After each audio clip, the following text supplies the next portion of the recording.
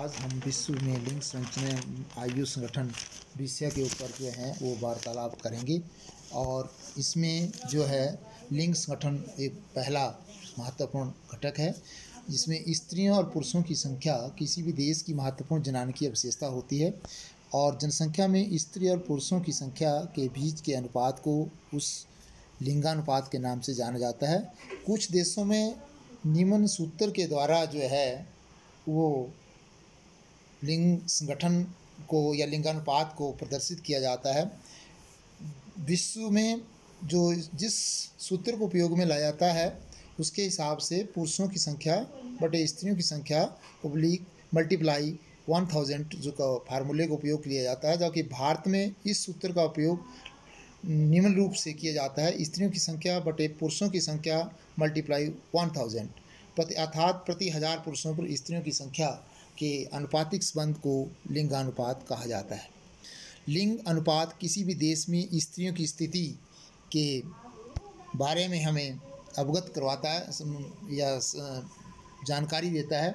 जिन प्रदेशों में लिंग भेदभाव अनियंत्रित होता है वहाँ लिंगानुपात निश्चित तौर पर स्त्रियों के प्रतिकूल होता है, और इन क्षेत्रों में ज़्यादातर स्त्री भ्रूण हत्या होती है, अशिक्षा होती है, सामाजिक पिछड़ापन होता है और आर्थिक रूप से ये लोग पिछड़े हुए होते हैं, जिसके कारण जो है वो स्त्रियों की शिक्षा के ऊपर जो है ज़्यादा ध्यान नहीं दिया जाता। इस कारण से इन क्षेत्रों में स्त्रियां सामाजिक आर्थिक स्तर पर निम्न होना भी माना जा सकता है। इस मानचित्र में हमने लिंग अनुपात या फीमेल जनसंख्या के वितरण को दिखाया है, लिंग अनुपात को वितरण को दिखाने की कोशिश की है। और इसमें जो आपका पहला कैटेगरी है उसमें वो देश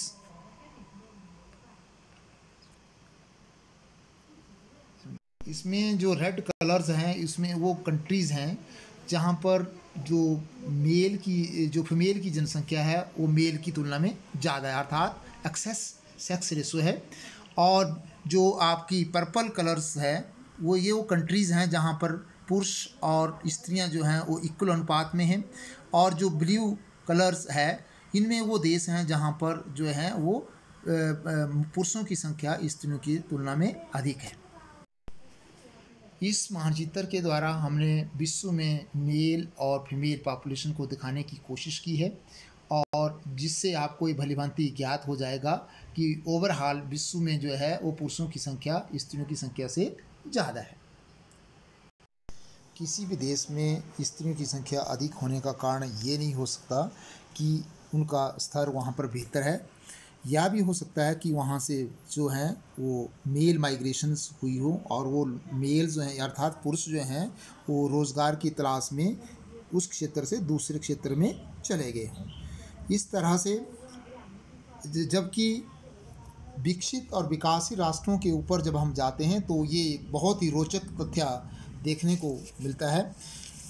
सामान्य तौर पर ये देखा गया है कि जो विकासशील राष्ट्र हैं वहाँ पर जो है स्त्रियों की संख्या पुरुषों की तुलना में कम होती है, और इसमें भी लिंगानुपात ग्रामीण क्षेत्रों में उच्च होता है जबकि शहरी क्षेत्रों में निम्न होता है।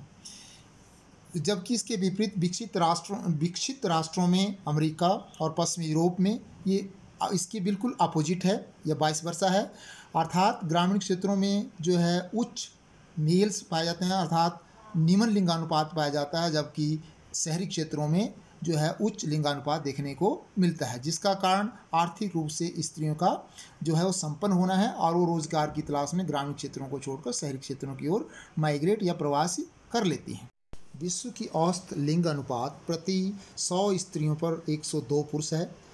विश्व में जो उच्च लिंगानुपात है वो उच्चतम लिंगानुपात लैटविया में दर्ज किया गया जहां प्रति 100 स्त्रियों पर 85 पुरुष हैं। इसके विपरीत निम्न लिंगानुपात जो है वो संयुक्त अरब अमीरात में दर्ज किया गया है जहां प्रति 100 स्त्रियों पर 311 पुरुष हैं। लिंग अनुपात विश्व प्रतिरूप से विश्व के विकसित प्रदेशों में कोई अलग अंतर नहीं दिखाई पड़ता। विश्व संयुक्त राष्ट्र संघ द्वारा सूचीबद्ध 129 देशों में लिंग अनुपात स्त्रियों के अनुकूल है, जबकि शेष जो 72 देशों में है वो लिंगानुपात स्त्रियों के प्रतिकूल पाया जाता है।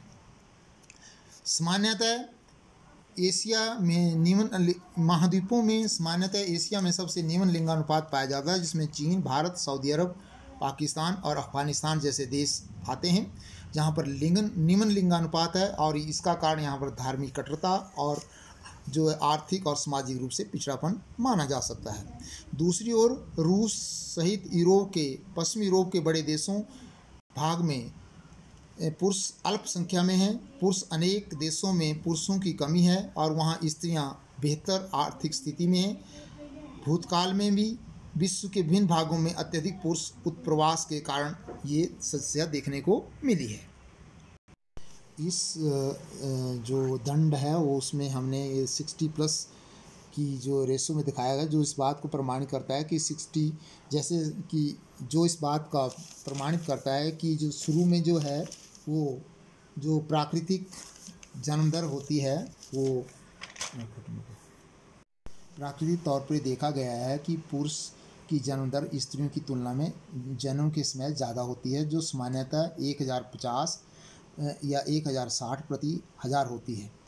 और पुरुषों की मृत्यु दर स्त्रियों की तुलना में जो है वो उम्र के हिसाब से काफ़ी उतार चढ़ाव देखने को पाया जाता है। और वृद्धावस्था में स्त्रियों की संख्या पुरुषों से अधिक हो जाती है, जो हम इस डायग्राम से भलीभांति समझ सकते हैं।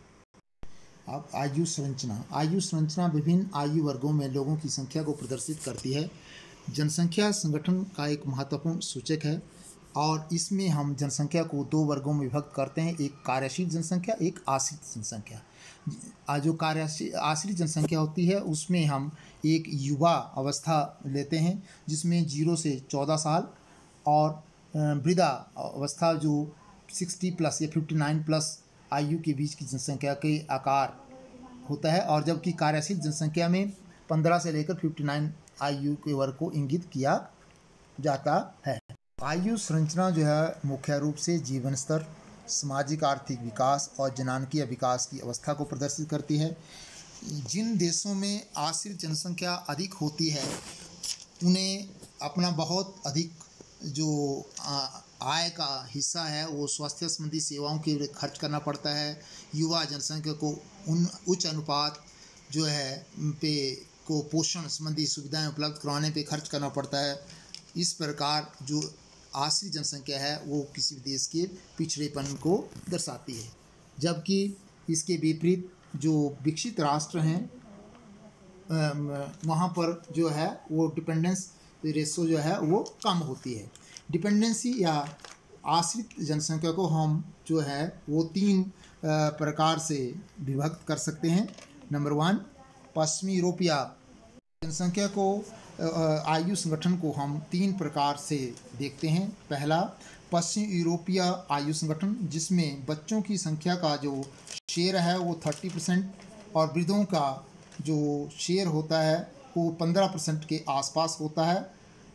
जबकि दूसरा जो आश्रित जनसंख्या है वो उत्तरी अमेरिकन आयु संगठन वर्ग में हम उसे विभक्त करते हैं, जिसमें 30 से 40% जो जनसंख्या में बच्चों का अनुपात होता है, जबकि वृद्धों का अनुपात 10% होता है। अर्थात यहाँ पर मेडिकल सुविधाएं अधिक होने के कारण जो है वो लोगों की औसत आयु काफ़ी अधिक होती है।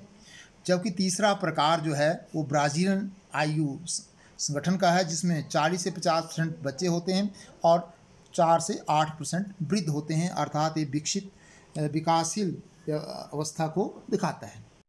आयु लिंग पिरामिड से हमारा अभिप्राय जो है वो विभिन्न आयु वर्ग के स्त्रियों और पुरुषों की संख्या से है और जनसंख्या पिरामिड का प्रयोग हम आयु लिंग संरचना को दर्शाने के लिए करते हैं। जनसंख्या पिरामिड की आकृति जनसंख्या की विशेषताओं को बताती है।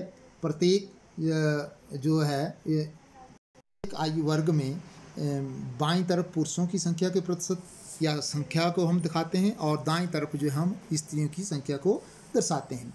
और इसको जो है वो हम 3 वर्गों में जो पिरामिड है इसको हम 3 प्रकार से दर्शा सकते हैं। पहला विस्तारित पिरामिड या जिसको आप कहेंगे एक्सपेंडिंग पिरामिड। नाइजीरिया का आयु लिंग पिरामिड है, विस्तृत आकार वाला है, जो त्रिभुजाकार दिखाई देता है, जो अल्प विकसित देशों के प्रतिरूप को व्यक्त करता है। इस पिरामिड में उच्च जन्म दर के कारण जो है निम्न आयु वर्ग का विशाल जनसंख्या पाई जाती है, और इसी प्रकार का पिरामिड जो हमें बांग्लादेश और मेक्सिको के केस में भी देखने को मिलता है। ये पिरामिड हमें इस बात का बोध करवाता है कि यहाँ पर जो है उच्च जन्म दर होने के कारण जो है वो डिपेंडेंस रेशो जो है वो अधिक है, और ओल्ड लोगों की औसत आयु भी कम है। यही कारण है कि 60 साल के बाद जो है वो जनसंख्या कम दर्शाई देती है, जबकि इसके मध्यम जो कार्यशील जनसंख्या है वो काफ़ी अधिक है। स्थिर जनसंख्या, स्टेबल जनसंख्या मीन्स जन्म दर और मृत्यु दर लगभग बराबर हैं। ऐसे देशों को इस कैटेगरी में लाया जाता है, और ऑस्ट्रेलिया इसका एक जीता जागता उदाहरण है, जो शीर्ष की ओर सुंडाकार होता जाता है, और ये दर्शाता है कि जन्म दर मृत्यु लगभग समान, जिसके परिणामस्वरूप जनसंख्या में ना तो कोई बढ़ोतरी होती है और ना ही कमी होती है। जापान के पिरामिड का, इस पिरामिड में हमने जापान की जनसंख्या को दिखाया है, जिसका संकीर्ण आधार और सुंडाकार शीर्ष निम्न जन्म दर और मृत्यु दर को दर्शा रहा है। इन देशों की जनसंख्या वृद्धि दर शून्य अर्थात ऋणात्मक है। जनसंख्या का वृद्धि होना एक ऐसी प्रक्रिया है जिसमें बुजुर्ग जनसंख्या का हिस्सा अनुपात की दृष्टि से बड़ा हो जाता है, और यह 20वीं शताब्दी में नई परिघटना है। विश्व के अधिकांश विकसित राष्ट्रों में उच्च आयु वर्ग के कारण जो है जीवन प्रत्याशा बढ़ गई है, और जिसके कारण जन्म दरों में ह्रास के साथ साथ जनसंख्या में बच्चों का अनुपात लगातार घट रहा है, अर्थात ऐसे देशों में नकारात्मक वृद्धि दर देखने को पाई जाती है। इस डायग्राम में हमने 3 तरह की कंट्रीज़ को सिलेक्ट किया है। पहला विकासशील राष्ट्र, विकसित राष्ट्र, ठीक है, और विकासशील राष्ट्र जिसमें रैपिड ग्रोथ रेट अर्थात जन्म दर काफ़ी ऊंची है, जिसमें हमने केनिया का एग्जाम्पल लिया है, और ऐसा दूसरा यूनाइटेड स्टेट का एग्जाम्पल लिया जहाँ पर ग्रोथ रेट जो वृद्धि दर वो काफ़ी धीमी है, और जर्मनी तीसरा विकसित राष्ट्र हैं दोनों, जहाँ पर नकारात्मक वृद्धि दर है अर्थात जनसंख्या लगातार कम हो रही है। तो इस प्रकार पिरामिड, लिंग पिरामिड जो हमें किसी भी जनसंख्या के जो वृद्धि दर के बारे में हमें बोध करवाता है कि कितने प्रतिशत जनसंख्या कार्यशील है और कितनी आश्रित है। जिस देश में जितनी अधिक जनसंख्या कार्यशील होगी वो देश उतना ही विकास के मार्ग पर अग्रसर होगा, और जितनी ही आश्रित जनसंख्या होगी उसको अपनी आमदनी का ज़्यादातर हिस्सा उस पर खर्च करना पड़ेगा, जिसके कारण वो विकास में बाधा बनेगा।